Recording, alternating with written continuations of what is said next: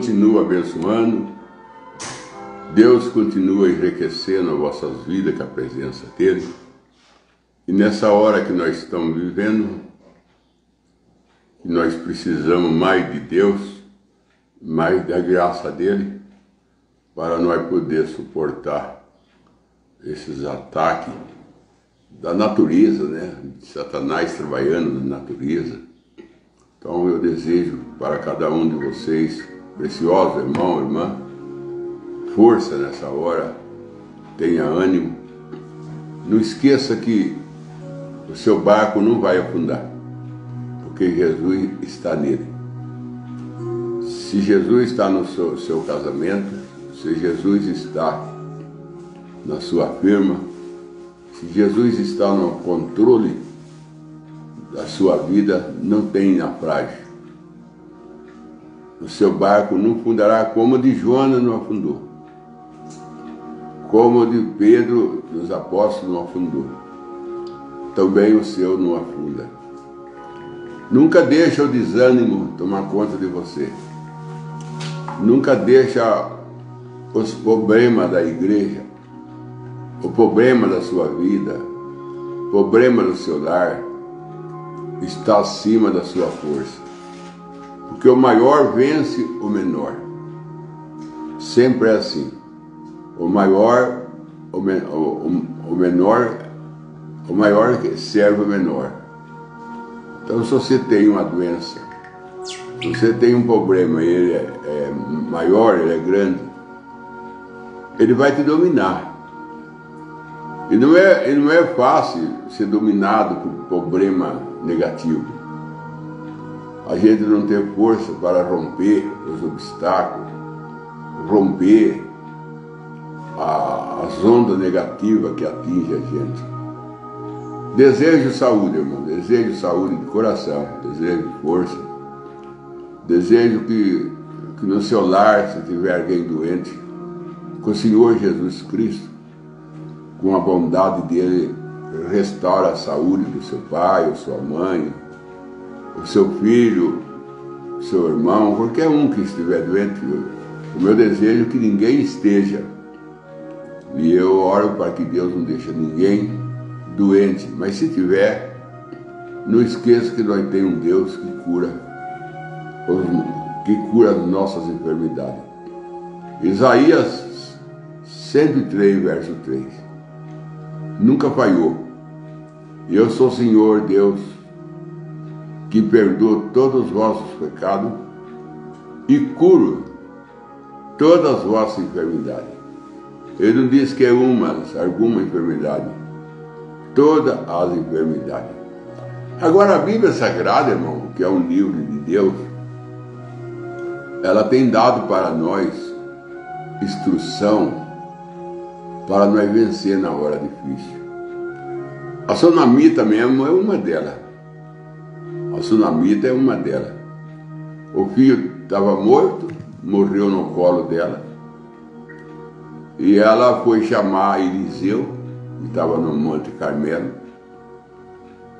e o marido dela falou para ela assim: o que você vai fazer no Monte Carmelo? Você vai encontrar com o profeta? Eu vou. Mas não é lua nova e nem sábado, porque nós costumamos ir no Monte Carmelo consultar o profeta, mas na lua nova ou no sábado, e nenhum dos dois é. Aquilo ali chamava tradição. Tradição. Se ela fosse pelas tradição, não tinha ressurreição do filho dela. Porque o marido dela, em vez de apresentar fé para ela, força, coragem, ele apresentou para ela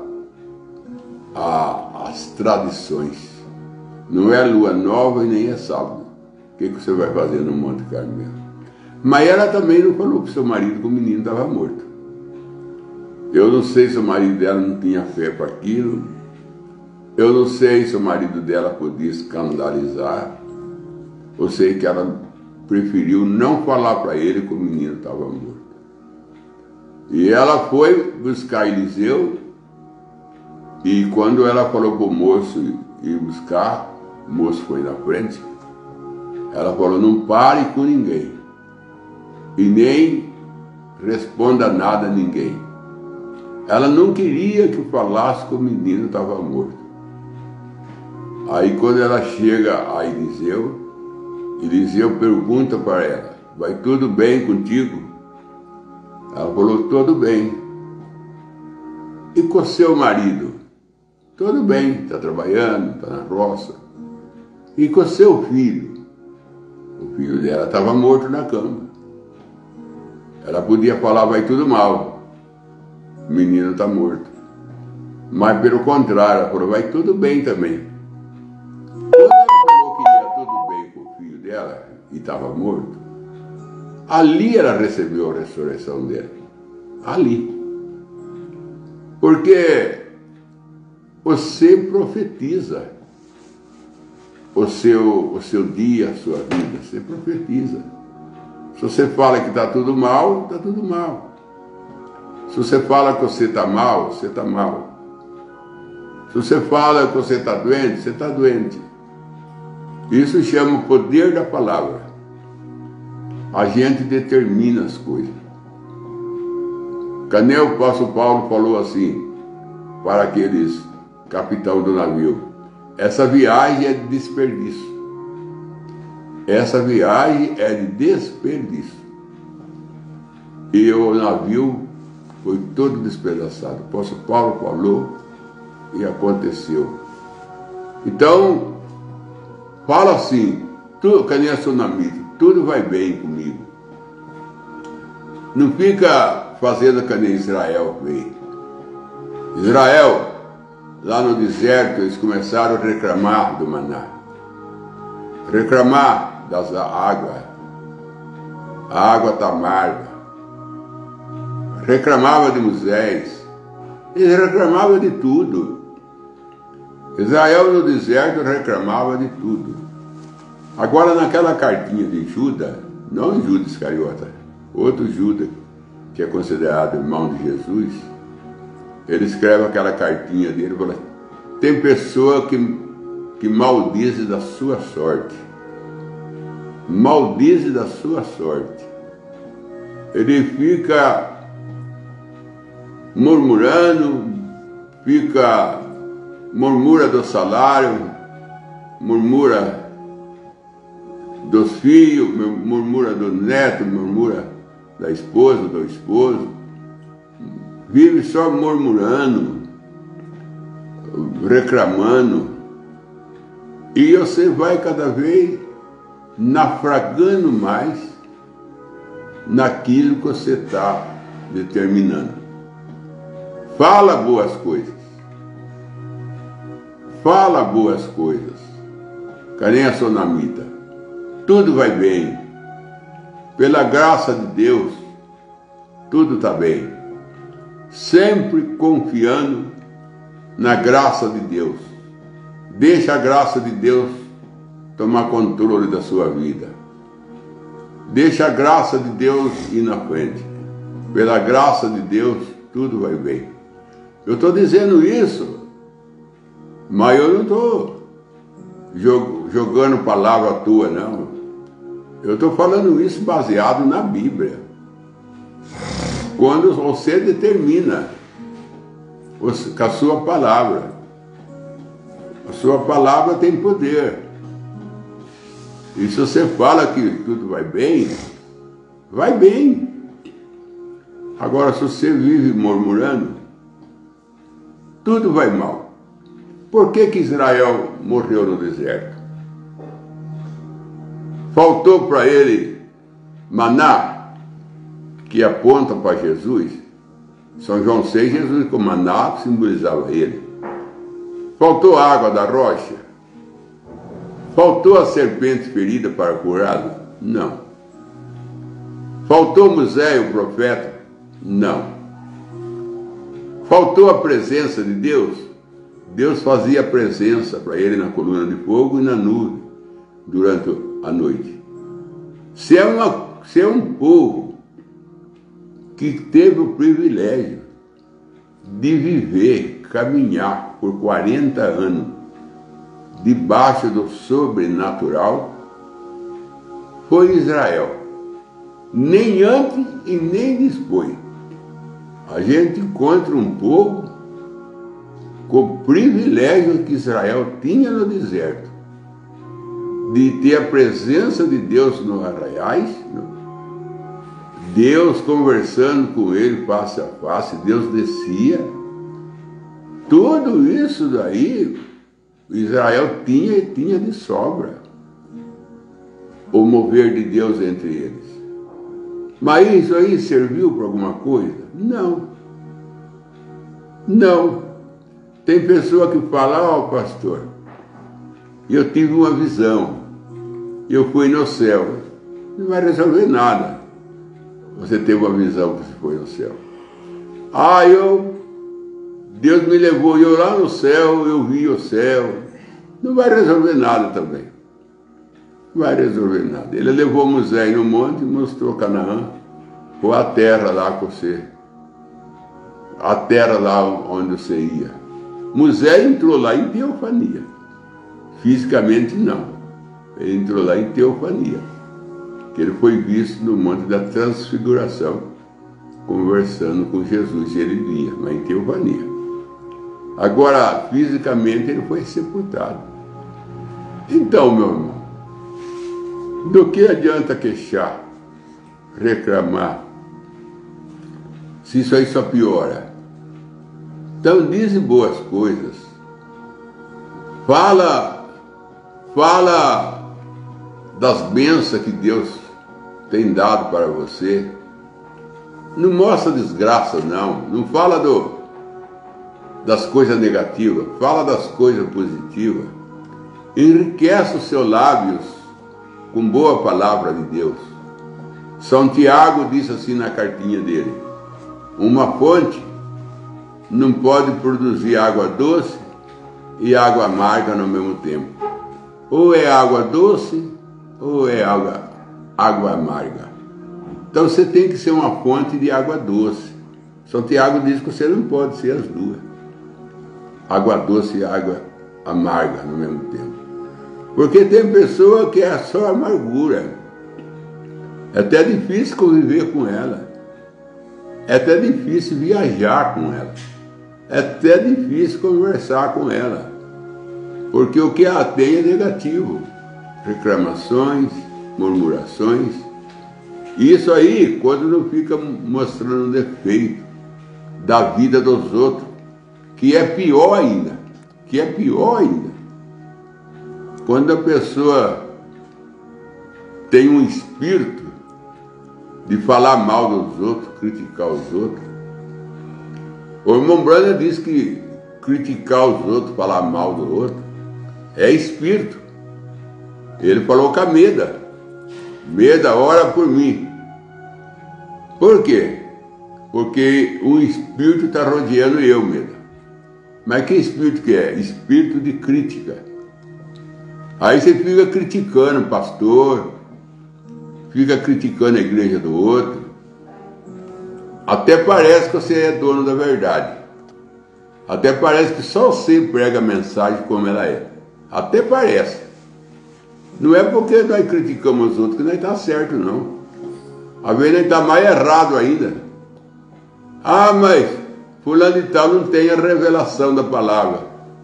Será que nós tem? Será que você tem? Porque existe muito engano. Pensa que tem, mas não tem.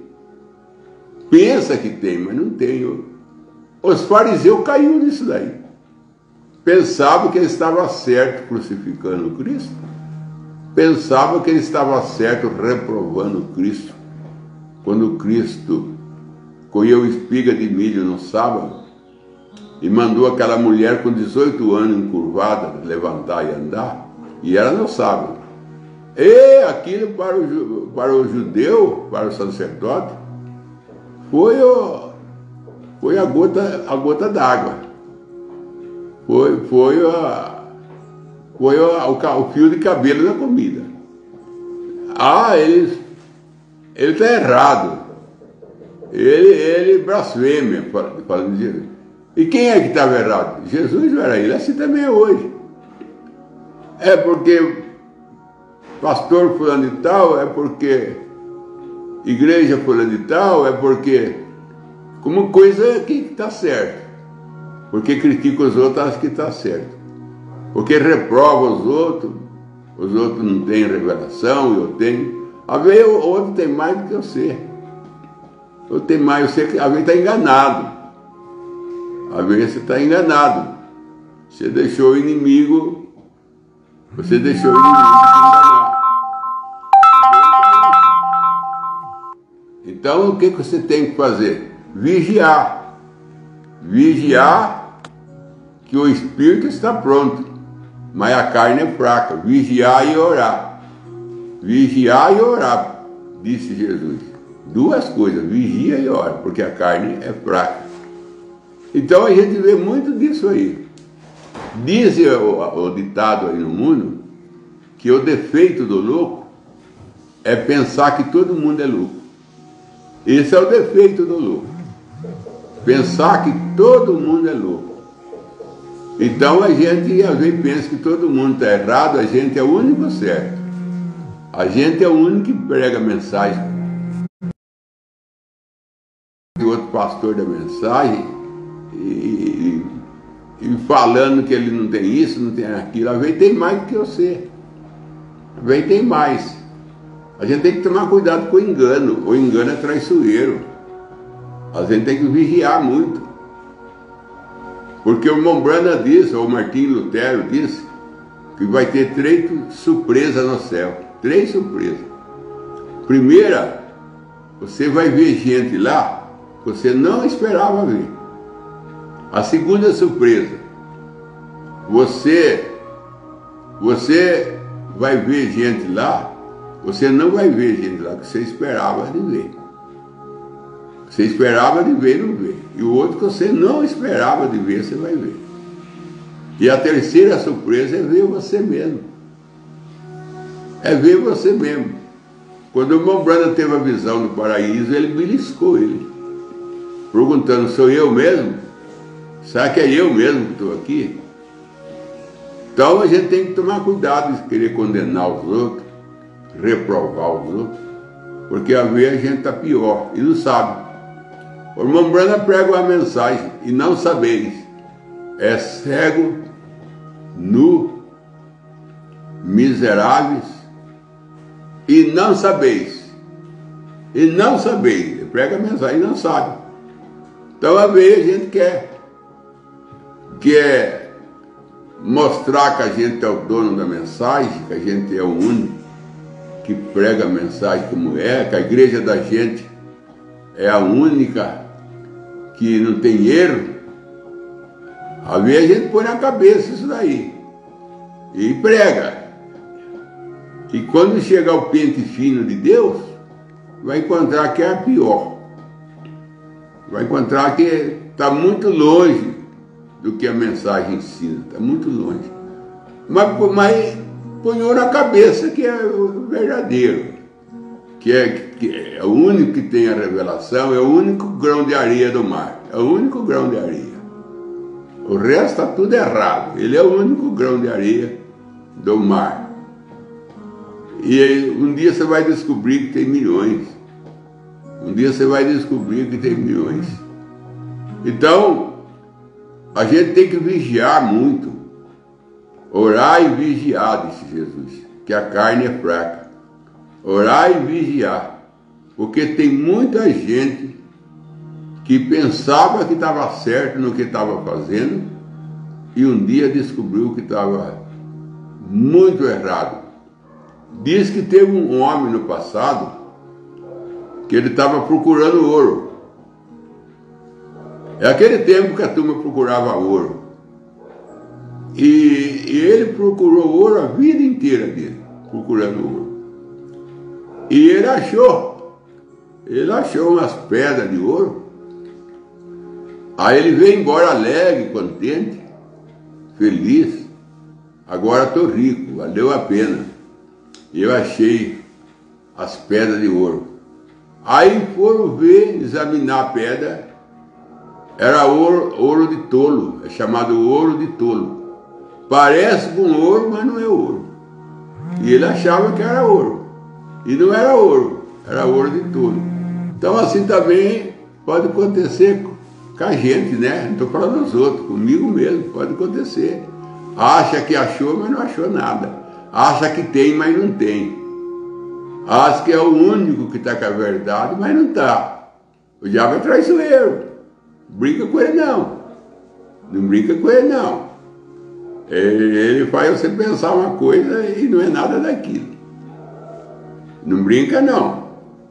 Esse espírito religioso, como o irmão Branham diz que é o pior espírito que tem, é o religioso. O pior. O espírito religioso, o problema do espírito religioso é convencer a gente que a gente está salvo, que a gente está na verdade, é convencer a gente que a gente é o único e está nada, está não sei quantos mil quilômetros longe da verdade. Mas o espírito religioso, ele faz a gente, ele convence a gente que a gente está certo, que a gente está na verdade, e um dia vai descobrir que nunca teve, que o que está ensinando, está muito longe do que o irmão Branham ensinou. Está muito longe do que o irmão Branham ensinou. Mas pensa, eu estou parado dos fariseus, dos sacerdotes, que eles pensavam que crucificando Jesus ele estava certo, que ele estava fazendo o correto. Ele não estava. Ele não estava não. Mas eles pensavam que estava. Assim também pode acontecer com a gente. A gente está crucificando a mensagem, crucificando o irmão, crucificando o pastor, pensando que a gente é que está com a verdade. Ele vai, pastor torce aqui, aquele pastor torce lá. E a gente pensa que, porque a gente fala assim, a gente está certo, está correto. Tem que examinar, e orar e examinar, vigiar, fazer um exame, examinar, como disse Paulo a Timóteo. Examina a ti mesmo, Timóteo, e vê se você está na fé. Examina você mesmo, Timóteo, o apóstolo Paulo disse. Examina você mesmo e vê se você está na fé. Examina, faz um exame, senta, pega a mensagem e você vai ver se você está mesmo nela.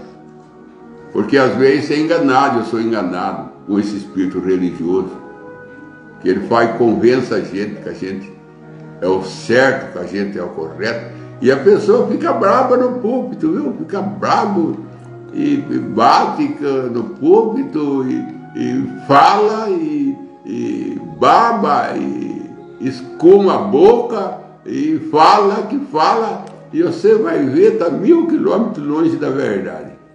Está enganado. Você deixou Satanás te enganar. Então, fala o que o apóstolo Paulo falou. Eu não digo que eu já alcancei, mas para isso eu batalho. Perguntaram para o irmão Branham, tu é salvo, irmão Branham? Ele falou assim, para isso estou lutando. Ele nem disse que estava não. Para isso eu estou lutando. E o apóstolo Paulo fala assim, o apóstolo Paulo fala, eu não digo que eu já alcancei. Para isso eu estou batalhando. Deixando as coisas que para trás ficam e avançando para o alto. Eu não digo que eu já alcancei, disse Paulo e o irmão Branham. Eu não digo que eu estou salvo, irmão Branham.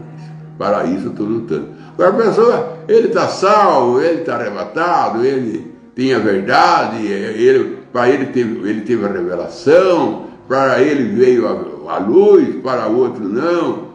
Ei, irmão, aí na história da Bíblia aí, a gente vê muito disso daí, vê muito disso aí. Pessoa batendo no peito que ela estava certa, que era só ela, e foi descobrir, ela estava crucificando Cristo, ela estava crucificando, na verdade, ela estava matando. Então a gente tem que vigiar muito, vigiar e orar, para não ser enganado por espírito religioso. Não é por espírito de matar, espírito de fumar, espírito de beber, não é esse espírito aí não. É espírito religioso. O espírito religioso, se a gente não vigiar, a gente pensa que tem o Espírito Santo e não tem. O espírito religioso, ele é terrível. A gente pensa que tem a verdade e não tem. Então que Deus te abençoe e tenha uma boa tarde com Jesus. Bom, paz. Pergunta. O irmão Oliveira Marcelo pergunta. Bom dia, pastor Joel. Bom dia. Judas foi predestinado a trair Jesus? Foi. Ou ele teria a opção de não trair? Não tinha como. Ele já foi chamado para aquilo, porque lá em Salmo está escrito: aquele que come comigo na minha mesa, levantará o calcanhar contra mim. Então Judas foi chamado para isso. Jesus disse em São João: tudo que o Senhor me deu, eu guardei, menos o fio da perdição. Porque Judas, a teofania de Judas era caída. O problema de Judas é que a teofania dele era caída. Por isso que Jesus falou: um de vós é o diabo. Jesus estava se referindo à teofania dele, o anjo dele, que lá no céu ficou rebelde contra Miguel.